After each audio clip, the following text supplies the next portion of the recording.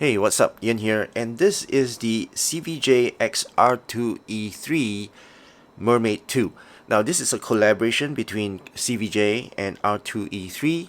It is a single dynamic driver IEM. Retail price for this is $92 and is available on CVJ's AliExpress store. So, if you want to find out more, do check out the unaffiliated link down in the description below. So I've been using this for about 2 weeks now, and I'm here to share with you guys my thoughts and opinions about this CVJ R2E3 Mermaid 2. So let's begin first with the accessories. Alright, so this is the retail box that it comes in with a nice anime girl in front. At the back, there is a frequency response graph. Some specifications, let me read that out to you. Sensitivity is 108, impedance is 22 ohms, and the frequency range is 20 to 20,000 hertz.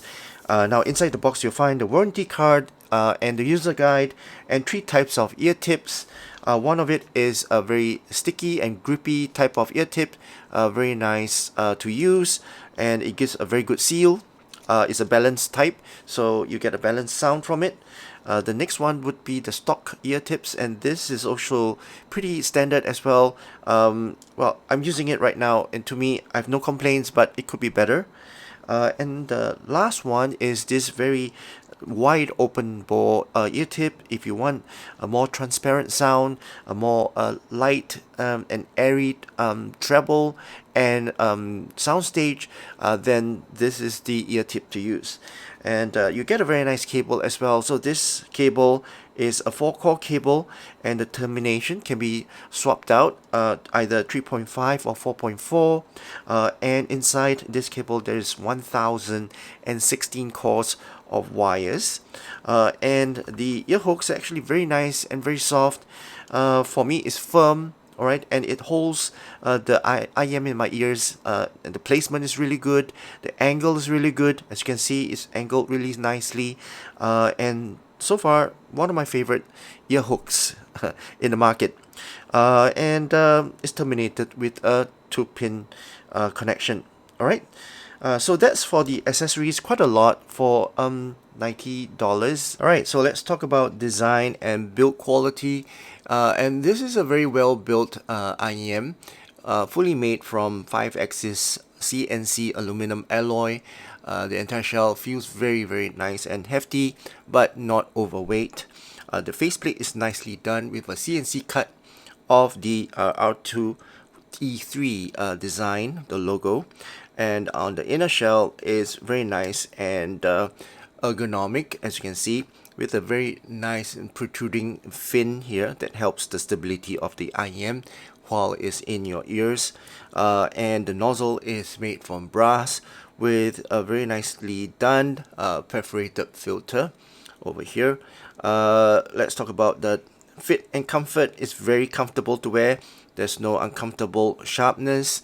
And the overall weight balance of it is very nice as well. It stays in my ear, goes in very well. The angle of the nozzle is also very nicely done. There's a vent here, by the way, so when I insert the IEM into my ears, it releases the pressure, so I don't get any ear pain, and it gives me a very good seal while I'm wearing it. So I'm very happy with the overall fit and comfort of this IEM. Alright, so let's talk about the sound performance of these IEM. First, the drivability, and these are very easy to drive. I used it with my my DAB, my dongles, iPhone, my Android phone, my MacBook, my PC, and all can drive this IEM very easily with little to none effort. The impedance is just 22 ohms, so it's very easy to drive. Now, in terms of the overall technical performance of this, it's a very resolving IEM, even though it's just a single dynamic driver IEM. Soundstage is very natural. Overall layout of it is also very natural type of layout. It's not overly done. The soundstage is not very big as well. More of like a living room size, but overall you can hear that the overall imaging of the instruments and the vocals, they are all very naturally laid out as what the artist intends us to hear. The sound separation and the overall layering of the sound is actually very good as well. So I don't hear any unnaturalness overall. So the soundstage is actually very nicely done. The detail retrieval of this is not the best, but still it's actually quite resolving, and the clarity is there. I can pick up quite a bit of nuances from this IEM.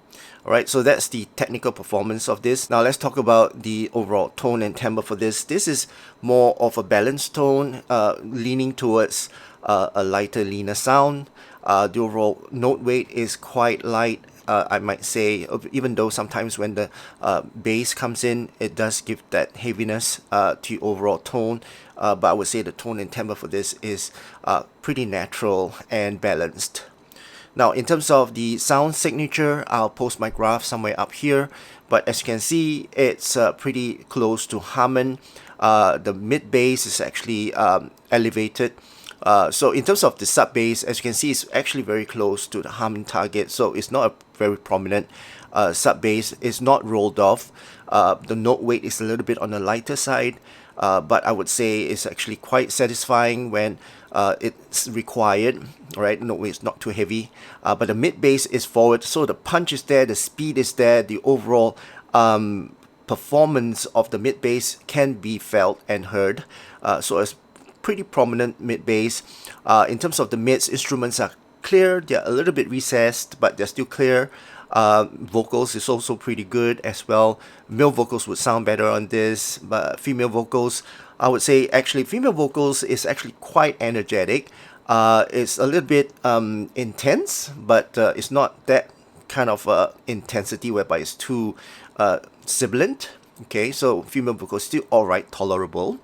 Now, when it comes to the pinna gain, as you can see, the pinna gain is actually quite forward. Alright, so it's kind of spicy, I would say. For some people, it might be a little bit hot. Okay, but you can tune it down a little bit with some EQ. But I would like it in the sense that it adds more energy to the overall track that I'm listening to. In terms of the treble, it's actually a very nicely tuned treble. No sibilance, right? The energy is there. The overall airiness is there. It's not too dark as well, even though it's a little bit dipped. But most of the IEM tuners are now dipping that about 7K region. So that region there brings out a little bit of the sparkle and the brightness, but it's still a pretty bright treble on this IEM, and the overall roll off and the extension of the treble is quite natural as well. Alright, so that's the sound signature of this IEM. Alright, so let's compare it with some of the other IEMs that I have. It's not a very fair comparison, but I have the EPZ P50 right here with me, and I compared it with this IEM. Even though it's not out yet in my reviews, but I've been listening to them side by side, and I find that this Mermaid 2 is kind of more leaner. It sounds leaner. The overall soundstage is not as wide, and the overall resolution of it is also, because it's not a fair comparison, that's a multi-driver IEM. For this, the resolution is there and really great for a single dynamic driver IEM.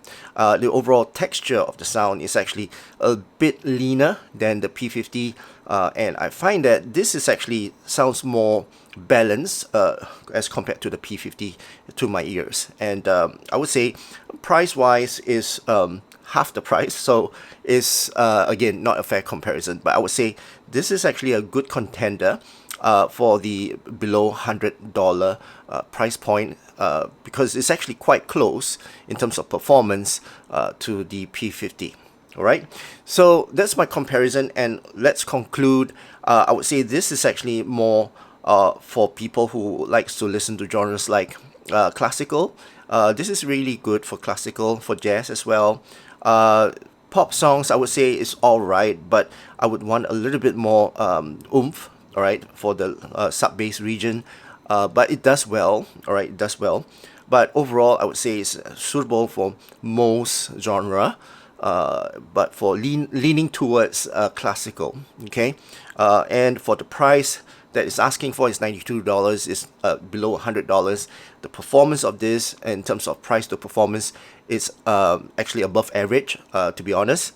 So I would say if you're looking for something that's reliable and it performs and feels good, looks good, then I would recommend this CVJ X R2E3 Mermaid 2.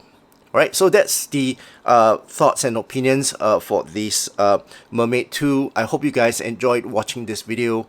If you did, please give this video a thumbs up, and also please don't forget to subscribe to my channel. I hope you guys have a great day ahead, and I'll see you again in my next video. Cheers.